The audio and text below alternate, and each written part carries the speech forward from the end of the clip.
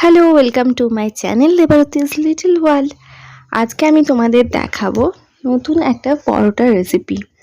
শীতকালে আমাদের প্রায় প্রত্যেকের বাড়িতেই শীতকালীন নানান রকম সবজি, যেমন ধরো বাঁধাকপি, ফুলকপি, টমেটো, এই টাইপের সবজি প্রায় প্রত্যেকের বাড়িতেই থেকে থাকে। তো সেরকমই একটা সবজি ফুলকপি।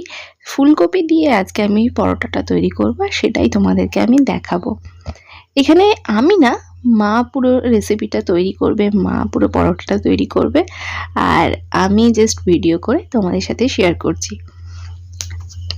তো এখানে মা পরিমাণ মতো ময়দা নিয়ে নিয়েছে, তার সাথে নুন, চিনি, ময়ানের জন্য সাদা তেল দিয়ে দিয়েছে, আর অল্প কিছুটা জোয়ানকে হাতে ঘষে নিয়ে সেটাও এর মধ্যে দিয়ে দিয়েছে। এরপর অল্প অল্প করে জল দিয়ে ময়দাটা মা ভালো করে মেখে নিচ্ছে। আর এখানে ময়দাটা মেখে ডো করে সেটা প্রায় 1 ঘন্টার মতো রেখে দিতে হবে। চলো এই সময় পুরটা বানিয়ে নেওয়া যাক।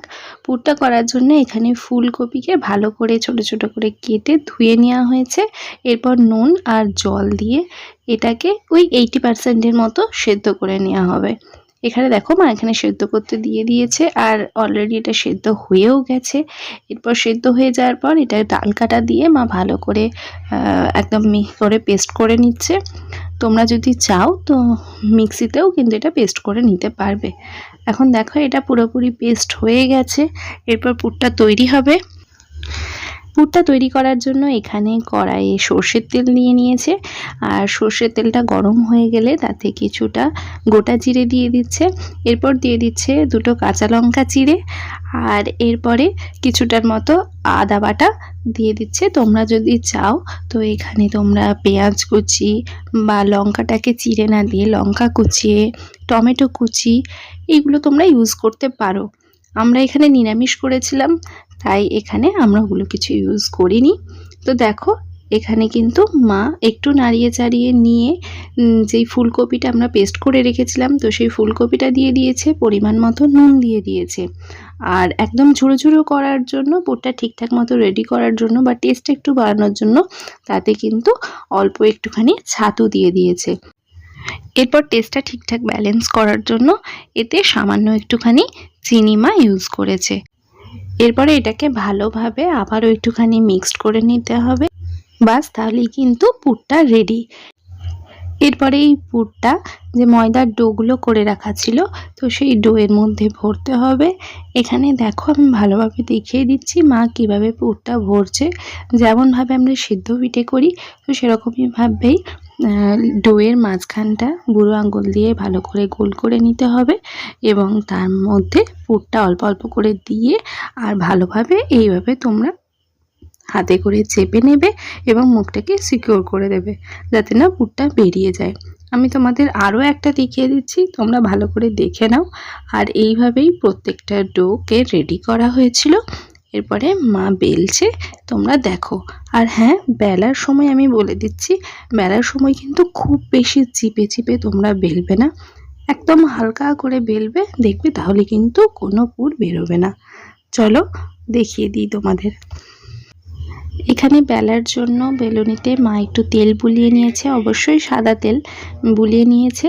এরপর দেখো একদম কিন্তু খুব আস্তে আস্তে ধীরে ধীরে মা এগুলো বেলে নিচ্ছে, এবং দেখতেই পাচ্ছ কোথাও কিন্তু একটুও কোনো পুর বেরোয়নি। তো এইভাবেই গোল গোল করে আস্তে আস্তে ধীরে ধীরে তোমরা বেলে নেবে। তো আমাদের এখানে সমস্ত ডোগুলো বেলা হয়ে গেছে। এরপরে একটা তাওয়া গরম হতে দিয়েছে মা, আর তাওয়াতে কোনো রকম তেল ছাড়াই, আগে কোনো রকম তেল দেবে না, শুধু পরোটাটা দিয়ে এদিক ওদিক ভালো করে সেঁকে নিতে হবে। তো ভালোভাবে সেঁকা হয়ে গেলে তারপর অল্প অল্প করে সাদা তেল ছড়িয়ে এপিট ওপিট আবারও একবার ভালো করে ভেজে নিতে হবে। তাহলেই কিন্তু আজকের এই পরোটাটা তৈরি। ফুলকপির পরোটা বা গোবিকা পরোটা পুরোটাই কিন্তু তৈরি। তো তোমরা এভাবে প্লিজ খেয়ে দেখো, কারণ এই শীতকালের সময়ে শীতকালীন একটা সবজি ফুলকপি, তো এটা কিন্তু খেতে তোমাদের খুবই ভালো লাগবে। আমি তোমাদের আরও একবার আর একটা পরোটা তৈরি ভালোভাবে তোমাদের দেখিয়ে দিচ্ছি, চলো, যে কীভাবে ভাজবে। এবং পরোটাটা কিন্তু সত্যি করেই ফোলে এবং ভীষণই নরম হয়।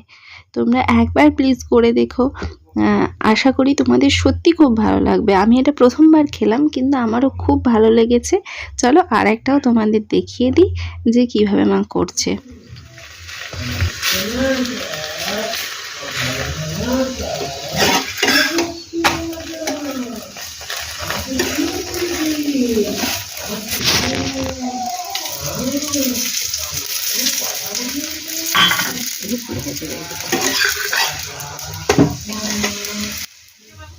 দেখতেই পাচ্ছ কেমন দুদিকটা কি সুন্দর দুখল হয়ে ফুলে যাচ্ছে।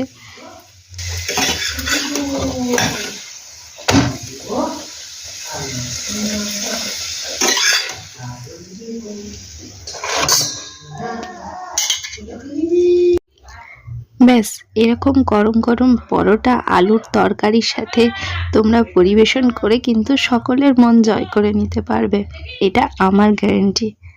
তো যাই হোক, আজকের ভিডিওটা এখানেই শেষ করছি। দেখা হবে তোমাদের সাথে আবার নতুন কোনো একটা ভিডিও নিয়ে।